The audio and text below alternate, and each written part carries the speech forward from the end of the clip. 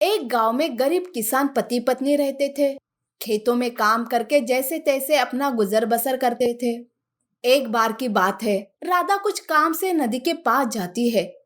तब उसे एक जलपरी जख्मी हालत में दिखाई देती है। अरे, ये जलपरी यहाँ ऐसे जख्मी क्यों पड़ी है? राधा जलपरी के पास जाती है, उसके जख्म पर मरहम लगाती है। थोड़ी ही देर में वो जलपरी होश में आ जाती है। तब राधा जलपरी से कहती है, जलपरी, तुम यहाँ ऐसे जख्मी हालत में कैसे? क्या हुआ था तुम्हारे साथ? तुम्हारा शुक्रिया, मैं नदी के उस ओर रहती हूँ। वहां पर हमारी एक जादुई दुनिया है।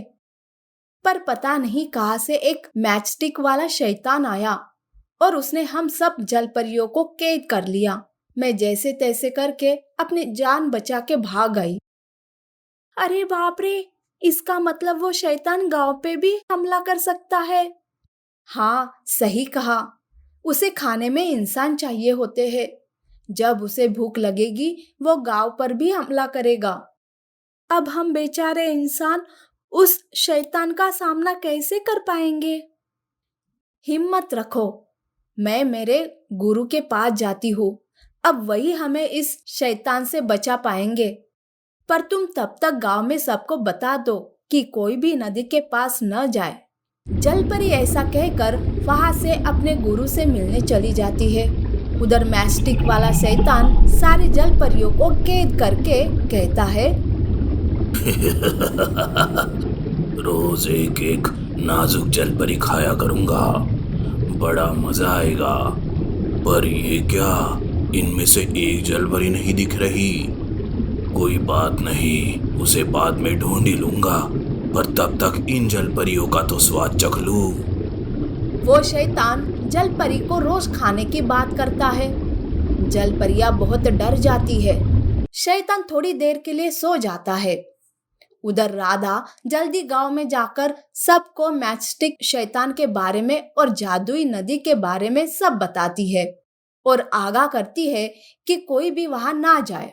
पर जब वो घर आती है तब उसे पता चलता है कि उसका पति मदन खुद उस नदी के तरफ गया है। मदन को उस शैतान के बारे में कुछ नहीं पता रहता है। हे भगवान, क्या वो उस नदी की तरफ गए होंगे? अगर उस शैतान ने उन्हें पकड़ लिया होगा तो? नहीं नहीं, मैं अभी वहां जाती हूँ। राधा भी नदी की तरफ जाती है। तब उसे मदन की चप्पल वहां दिखाई देती है।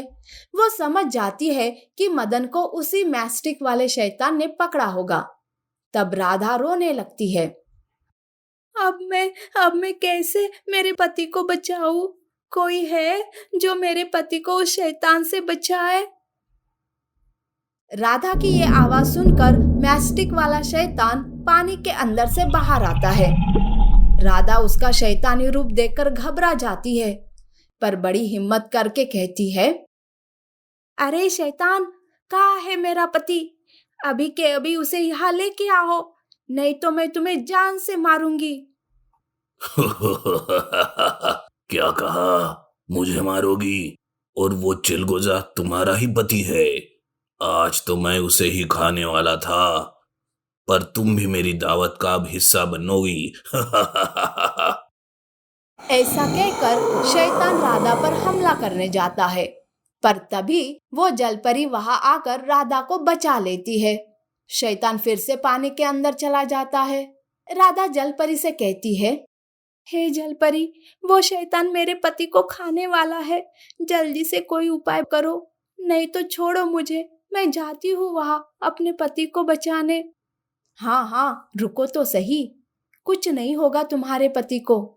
मेरे गुरु ने उस मैचस्टिक वाले शैतान को मारने का उपाय बताया है और उसके लिए मुझे तुम्हारी सहायता की जरूरत है। मैं कुछ भी करने के लिए तैयार हूँ, बोलो क्या करना है? जलपरी राधा को गांव से मैचस्टिक लाने के लिए कहती है। राधा जल्दी से बहुत सारे मैचस्टिक लेके आती है। फिर जलपरी के पास एक मैच बॉक्स रहता है जो कि उसे उसके गुरु ने दिया था। उस खाली मैच बॉक्स में सारी की सारी मैचस्टिक भरकर वो दोनों भी पानी के अंदर चली जाती है।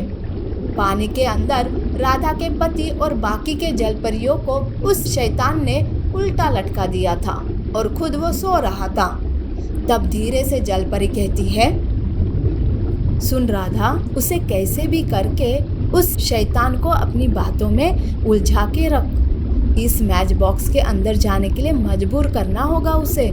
ये जादुई मैच बॉक्स है, इस बॉक्स से वो शैतान बाहर नहीं आ सकता, समझी?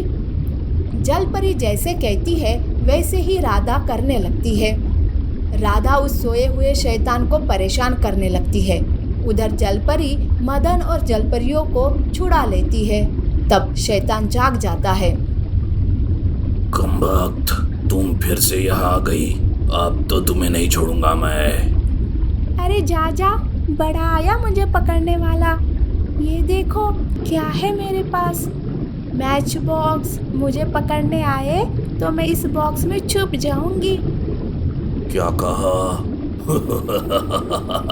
इस छोटे से बॉक्स में तुम छुप जाओगी? क्या मजाक कर रही हो? मैं तो ऐसा कर सकती हूँ, पर पता नहीं कि तुम कर सकते हो या नहीं। शैतान राधा के बातों में आ जाता है और कहता है, ठीक है, अभी देखो मेरा कमाल। ऐसा कहकर शैतान उस मैच बॉक्स में घुसने लगता है। तब जादू मैच बॉक्स शैतान को अपने अंदर समा लेता है और मैच बॉक्स बंद हो जाता है। तब जलपरी उस मैच बॉक्स को लेकर नदी के बाहर आती है। राधा और मदन भी बाहर आ जाते हैं। तब शैतान अंदर से कहता है, अरे क्या कर रही हो तुम सब? छोड़ूंगा नहीं मैं तुम सबको, बाहर निकालो मुझे। तुम जैसे शैतान के साथ यही होना चाहिए।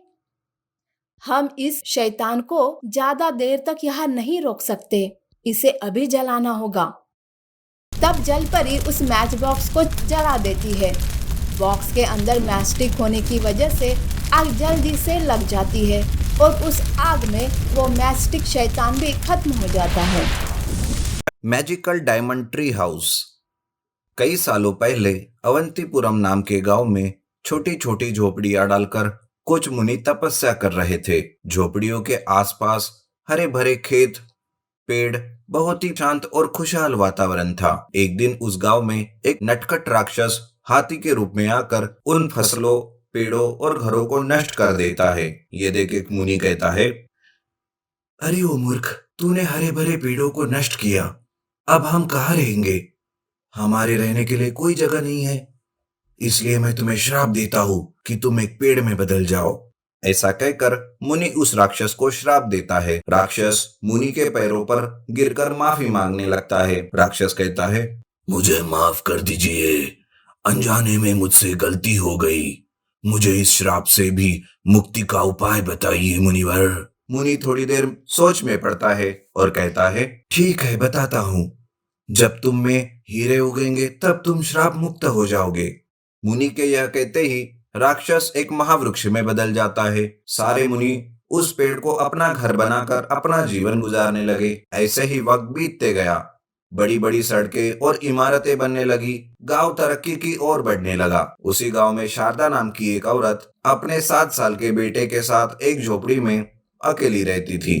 कर्जदार रोज उसकी झोपड़ी के पास आकर उसे तंग करते थे। सेठ जी कहते हैं, देखो शारदा, और कितने दिन लगेंगे तुम्हें मेरा कर्ज चुकाने में? जल्दी से मेरा कर्ज चुका दो, नहीं तो मैं तुम्हारी झोपड़ी तोड़ दूंगा। ऐसा कहकर वो शारदा को धमकी देकर जाता है। शारदा को क्या करे कुछ समझ में नहीं आता। एक दिन एक चोर हीरो की थैली लेकर पुलिस से बचते हुए भाग रहा था। पुलिस उसके पीछे थी। चोर एक पेड़ के नीचे जाकर छिप जाता है। चोर उस पेड़ के नीचे एक गड्ढा खोदकर उन हीरो को उस गड्ढे में छुपा देता है और वहां से भाग जाता है।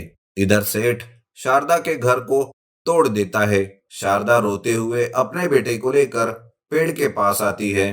पेड़ को वो अपना घर बनाकर रहने लगती है। शारदा का बेटा चिंटू पेड़ पर चढ़कर खेल रहा था। पेड़ के रूप में जो राक्षस है वो चिंटू को देखकर खुश हो रहा था। चिंटू उन पेड़ की डालियों पर सो जाता था। चिंटू एक दिन खेलते खेलते चोर ने जहां हीरे छुपाए थे उस जगह को खोदने लगता है। वहां से अचानक हीरे निकलते हैं। यह देख शारदा बहुत खुश हो जाती है। हीरे लेकर वो वहां से चली जाती है। उन हीरो की बात सारे गांव में फैल जाती है। एक आदमी कहता है, क्या तुमने सुना है? गांव के बाहर जो पेड़ है वहां वो हीरे दे रहा है। हाँ, मैंने भी सुना है। चलो हम भी वहां जाकर खोदते हैं, शायद हमें भी हीरे मिल जाए। ऐसा कहकर सारे गांव वाले उस पेड़ के पास आकर उस पेड़ को काटने लगते हैं। इस तरह सारे गांव वाले मिलकर उस पेड़ को गिरा देते हैं। जैसे ही पेड़ गिरता है, राक्षस अपने असली रूप में आ जाता है, जिसे देख गांव वाले सब डरकर भागने लगते हैं।